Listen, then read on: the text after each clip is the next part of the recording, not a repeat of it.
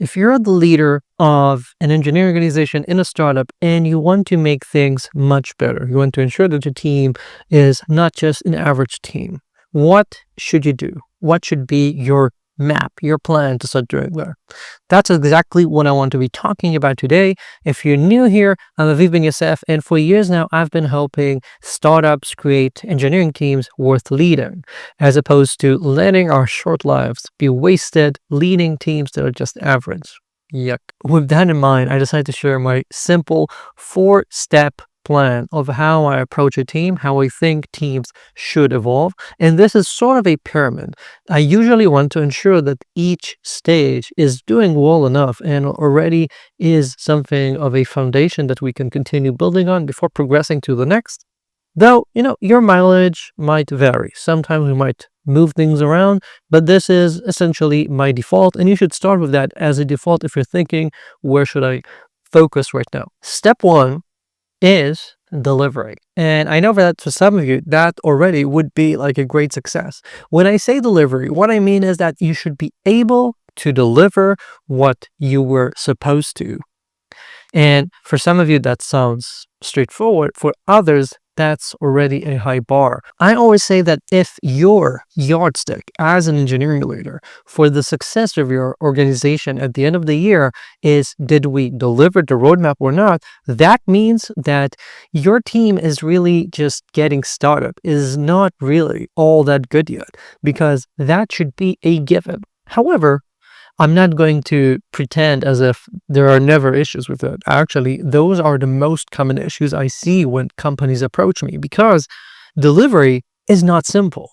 And it might not be simple for myriad reasons, some of which we're going to touch later in this pyramid. However, let's start with understanding that you have to be able to deliver.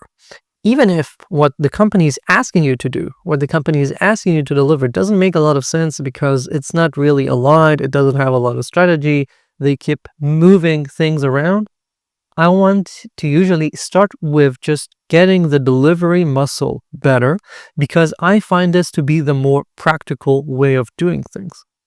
It's almost never easy to start correcting the strategy and the direction and the alignment when you don't have enough trust from the rest of the company to be a good and capable engineering organization. And if you don't demonstrate that, they're not going to trust you or listen to you when you complain about other things. So practically, I usually start with this, even though, if you're a co-founder, if you have the agency, you might start with the next stage, which is the vision and strategy. But let's put that aside for a second. Let's talk about how you can make the delivery better. There are a few things here, and I don't want to reinvent the wheel. There are currently a bunch of very good options when it comes to services that will allow you to see different metrics for the health of your organization. I don't want to name names because some of these are clients, some are past clients, and I don't want you to think that I've got anything here for anyone. I just believe that these are good and very helpful to start seeing how healthy your team is when it comes to the door metrics, when it comes to other such metrics of, let's see the cycle time, let's see how many issues are we having regularly, whether we're able to deliver X percentage of what we committed to this sprint or not, your velocity, however you want to track it. I think you should start tracking these, see where you're progressing, see if you have any specific areas of issue, like is front end a bottleneck? Do we have issues with our mobile apps?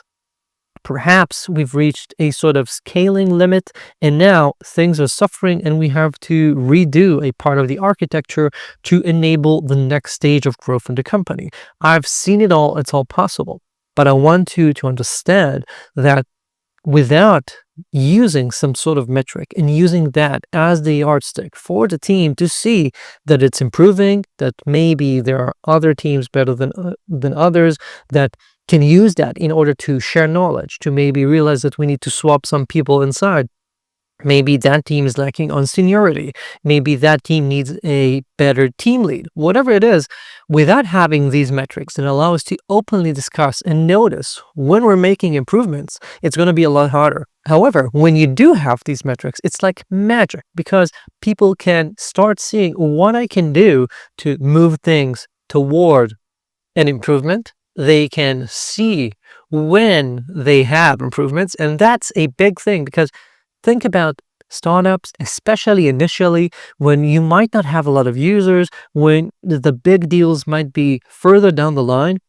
What gives you momentum and motivation is seeing an improvement, having something, some inside this feedback loop. You need some feedback, and being able to ship things and see an improvements. That's already critical. So how can you do that? Talk to your product peers and try and see how can we find some milestones that are essentially pretty well defined and are not too broad. So I'm all for having a 2-week iteration where at the end of it, I can clearly state we did what we said we are going to do or not, as opposed to having too much research, too many open-ended sort of features.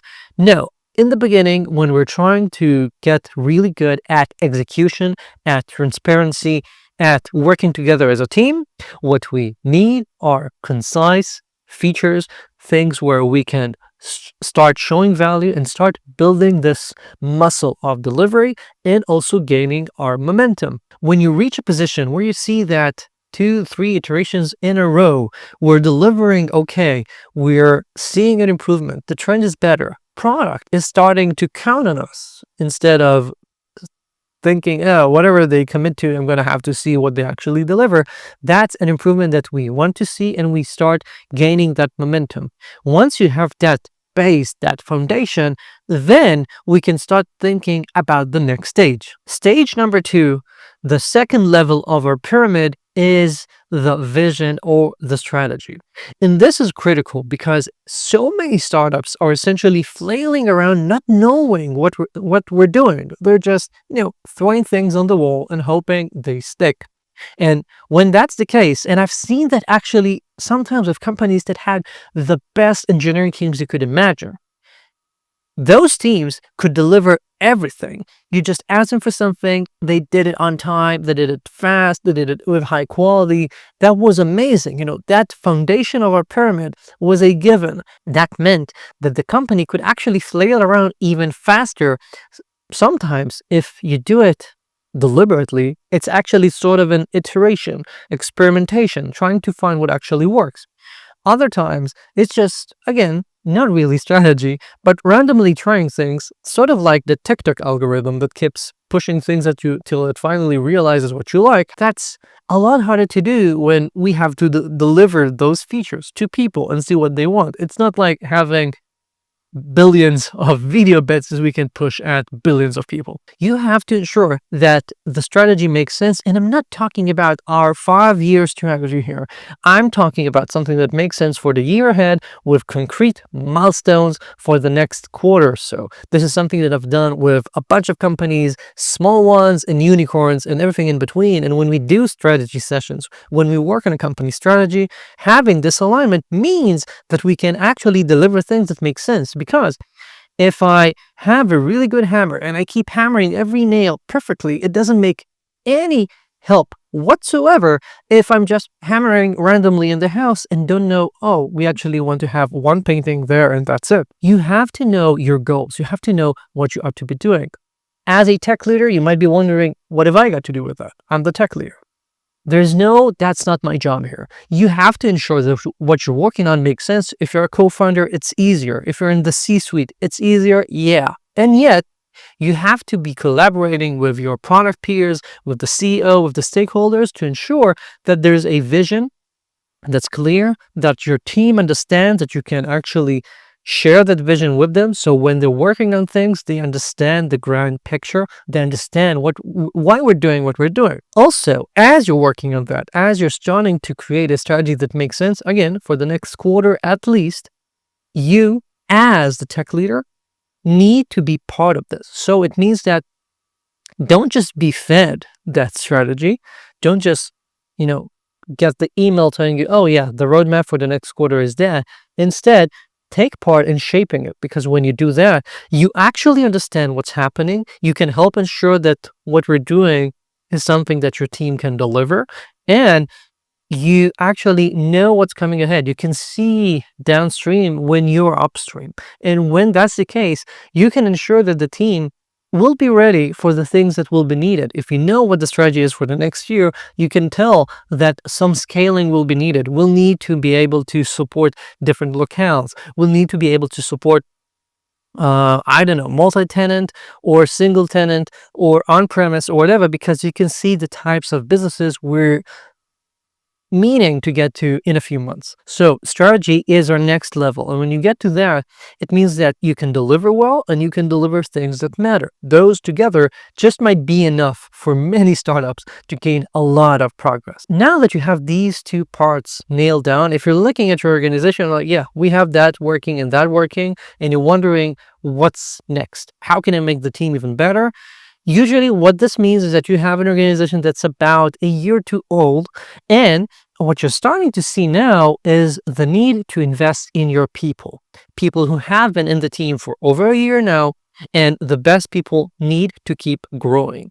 And our level 3 here is talent growth. Like, the biggest cost you have is people, and the biggest time sink that you have is people, managing them, hiring them, having to ensure that they know what they are doing. Yeah, a team can improve by getting some more new people, but nowadays, most startups are not in hypergrowth. And therefore, what is the best plan for you is to ensure that each person you have keeps getting better, because that's like, we already have them. Why not help them improve? And why not enjoy from the fact that we invested in getting these people and already have them here? If they get better, that's a win-win. They are getting better. The company is getting more out of its people. This is not about being capitalistic. This is actually about, as I said in the beginning, we want to create amazing teams. Amazing teams comprise amazing people, amazing individuals who keep growing. If people stop growing, they stop being amazing. That's just the way it is. I've never seen someone stuck and remain brilliant. You start, losing your edge quite fast in our line of work. It sucks, but that's the way it is. So stage 3 is about, how do I make my people better? I have other videos about the coaching frameworks, about having specific goals for each person, ensuring that no one gets stuck, etc. So with the right coaching framework and coaching habits, what you will see is people getting better constantly, which means that the entire organization keeps improving.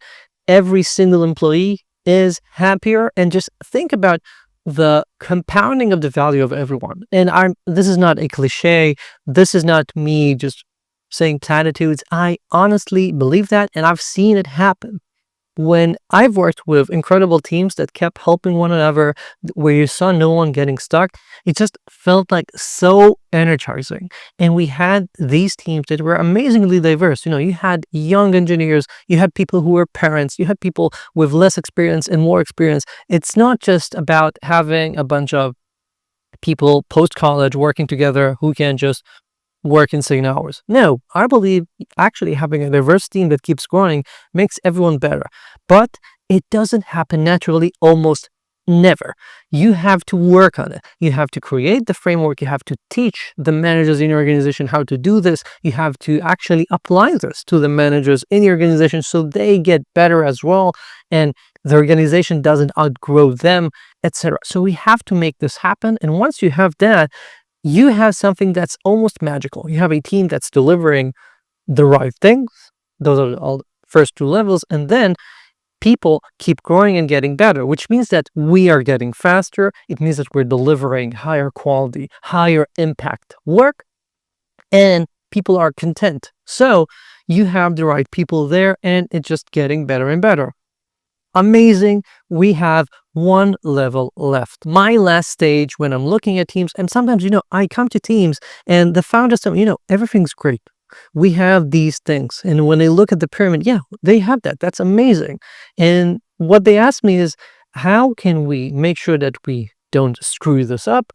And what else is there? What's the next stage? And for me, if I'm, again, looking at a road that's simple to follow without having to know too much about your specific organization, the next step, the pinnacle of the pyramid, is ensuring that you have innovation. Innovation is a word that we tend to use freely, even when it doesn't make a lot of sense. You can see so many people posting their hackathons on LinkedIn that mean nothing, because essentially those hackathons are their excuse to do a bunch of tech debt work that doesn't really innovate anything, doesn't translate to any real benefit to the users. It's just, I don't know, a couple of days of fun for the engineers or something like that. Well, I'm not into that. For me, innovation is about doing things that might fail. Otherwise, it's not innovative. So how do you do that? You have to ensure that your engineers get enough time to be creative, have permission to fail, because if we have like a hackathon where everyone must deliver something, they're gonna go where they feel comfortable and ensure that they deliver something, even if it's straightforward, because I don't want to be the only one failing. No, I want to see some grand failures, as long as those were good bets to place.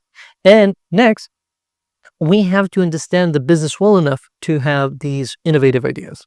All of these, and I've talked about this, and I'm gonna link to some videos about this somewhere here or in the description, about innovation in companies, in startups, because in my first book, I talk about the concept of intermissions, which are like sabbatical innovation weeks where teams work on things that might fail, but that might have sort of a moonshot value, things that are not part of the regular roadmap, things that product might not ask for regularly. And we get these innovative ideas, but by having a team that's really connected to the product, to the business. We established a good strategy earlier. Having people connected to this and having them have their tech mastery might mean that they will come up with ideas and see opportunities that product wouldn't see. There's a new API, that Apple has a new capability, that I don't know, they read some blog on Hacker News about someone who did something very stupid, but they now see a connection that might be useful for an edge case in your business. I don't know. Creativity is weird. You never know where it's going to come from. You never know what's going to be enabled in a few months.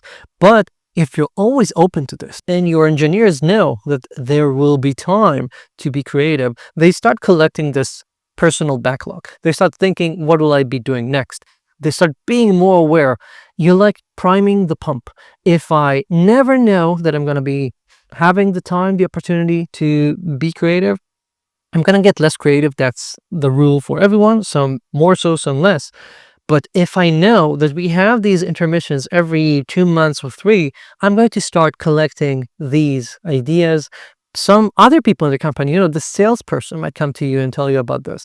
And slowly you're going to see, this is, again, the top of the best organizations I've worked with, because they're delivering things that are special. They're delivering the things that might make the company really see a hockey stick sort of growth, because we're doing things new. In one company a couple of years ago, when we implemented intermissions for the first time, the CEO was really against it. He was like, "Wow, a week? Oh my God, that's so much time and effort." And we did that. And right in that first intermission, he said that, "Oh my God, we unlocked a bonanza. This has already paid off for the rest of the intermissions for the next of the year." And he was sold right then and there. That might not happen for every company in the first intermission, but that's something that we regularly see. An amazing ROI if they do this properly. And that company is now a unicorn. So, doing pretty good. To sum all this up, you have the pyramid. I want you to think, what will I need to focus on right now to make my team better? If you want to make it better, you can check out some of the resources I linked to. And of course, you can always reach out to me or check out my newsletter to get a lot more information about these topics and ensure that your team is not just another average team, but a team worth leading. Thank you. And if you liked all of this, you ought to be seeing on the screen somewhere a playlist of my recent videos that I think are related to this topic, and you're gonna enjoy if you enjoyed this video. Ciao.